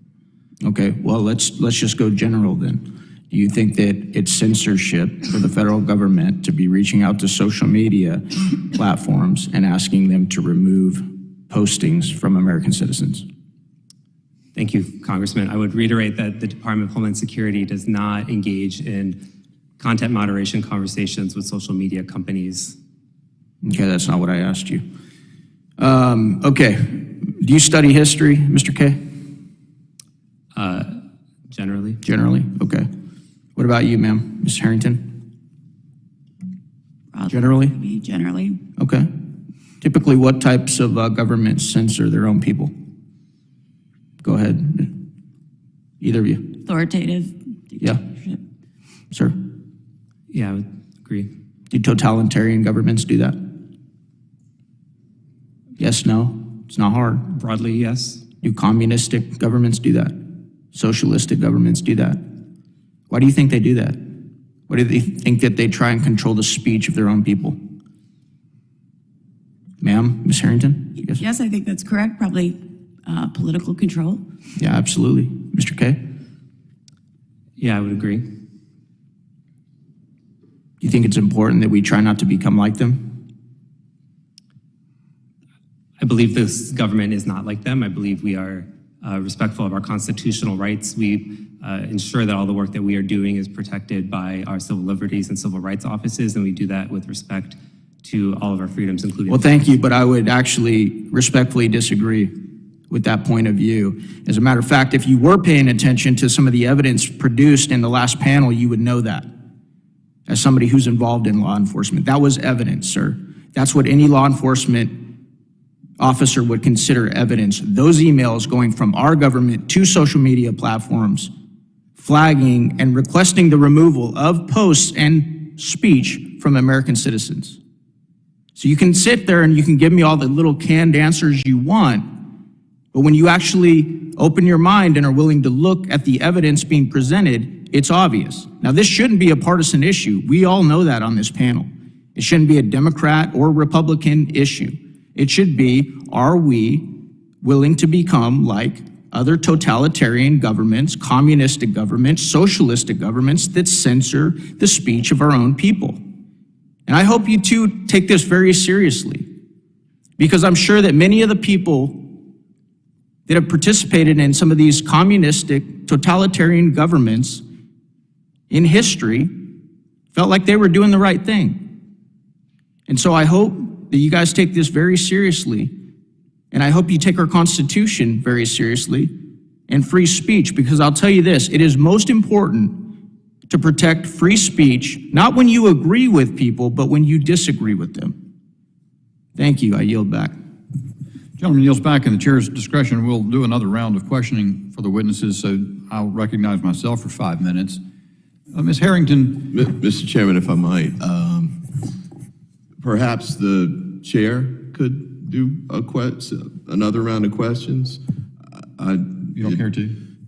If I do have some time constraints. No one has to stay. No one has to stay, and we're not going to be long. But I've got another 5 minutes. And you Yes, don't sir. have to stay. Yeah, no objection to that. No objection to that. All right, good. Thanks, sir. And it's at the election of every member whether they have further questions they want to ask, and so the chair will ask 5 minutes of questioning. If you restore my time to 5 minutes, please. Ms. Harrington, you've referenced a number of times that CISA operates a rumor control website where you correct things you've identified that are misinformation. You understand from the prior testimony and the questions of members, no one has an objection to CISA having a website publishing what it contends are corrections of rumors that are false, right? You understand that? Yes. Do you understand what the committee is concerned about in terms of CISA's prior conduct? Or do you find, are you unaware of the subject matter that we're concerned about? I am aware. I'm aware of what you're concerned about, censorship, essentially. I'm aware of that. Okay. And do I understand your testimony previously be that CISA really hasn't changed its policies to avoid censoring? Representative, respectfully, we don't censor. Okay. I can tell you what we are doing. Okay, now hold on a second. So do you know what switchboarding is? I am, was made familiar with that recently. I was not at the agency when that. Okay, I'm really talking about CISA, not really talking about specific to your career. Obviously, you're here as a representative of CISA. Did CISA switchboard? Yes, but please allow me to explain what I understand that. Well, I just want to know what, because I understand we may get lost in exactly what switchboarding kind of includes, but you have a notion in your mind of what it is. Is CISA continuing to switchboard? CISA is not switchboarding. CISA is not sending emails on behalf of election officials from both parties to social media companies. That is not happening. When did CISA stop switchboarding? My understanding, although it predates me, is that CISA stopped after the 20 cycle. Why did it stop? Representative, respectfully, again, this predates me, but my understanding is that CISA makes decisions to prioritize efforts based on where the most impact is and to align resources with priorities, and that was an agency decision. Again, that predates me, but my understanding is it stopped and it is no longer happening now, and it stopped in the 20 cycle. See, my concern is if CISA stopped switchboarding because it thought switchboarding was a questionable practice or one that was exceedingly disapproved of, then that might satisfy me more. But what I understand you're saying is it's simply a resource allocation or prioritization determination, so you could resume switchboarding next week if you want to. Is that what you think? Representative, respectfully, I understand that was an agency decision. Again, it predates me and that activity is not occurring. Yeah, but that's not what I asked you. I asked you whether you believe it to be true that CISA could resume switchboarding next week. Representative, again, switchboarding is not occurring and that stopped in the 20 cycle. Forwarding emails to social media, a limited number of emails from both parties to social media companies in that not case, happening. You would agree with me, would you not, that there's no reason that Congress shouldn't restrict CISA's authority to make sure that it cannot switchboard, since you're not doing it, right? Representative, we are not censoring. So we can provide that in law, make sure that that's a clear guardrail, correct? Representative, respectfully, it's already in law. Oh, really? We shouldn't censor. It's the First But Amendment. you shouldn't switchboard. I agree. I mean, that you've kind of hit the nail on the head with that We are last not statement. censoring. Because the problem CISA is, doesn't censor. the problem is whether switchboarding is censoring. And I think you just conflated the two, which is exactly the problem. Let me ask this question. Is CISA meeting on a regular basis with social media platforms? CISA does not meet with social media platforms. You said does not. Did it meet with social media platforms on a periodic basis? I understand that it was meeting with them at a time, yes. Monthly and then weekly during the run-up to the 2020 elections, correct? I am not certain on completely what that cadence is. Okay, I'll represent to you that that's what it was, since you don't know, but you should. They met with them monthly and then weekly leading up to the 2020 elections. Are those sorts of periodic meetings with social media companies still going on? Representative, CISA is not meeting with social media companies. Why did you stop? I understand that that activity stopped in October of 2022. Why? And because the staff were communicating information to interagency partners as well as social media companies on basic 101 election information, and it was not good use of their time given other priorities that would yield an impact. All right, my 5 minutes of questioning the second round has expired. Mr. Ivey, you don't have further questions? No. All right, in that case, I thank these witnesses for your valuable testimony and the members for their questions. The members of the subcommittee may have additional questions for the witnesses, and we would ask the witnesses to respond to those in writing. Pursuant to Committee Rule 7D, the hearing record will be held open for 10 days. Without objection, this committee stands adjourned, subcommittee stands adjourned.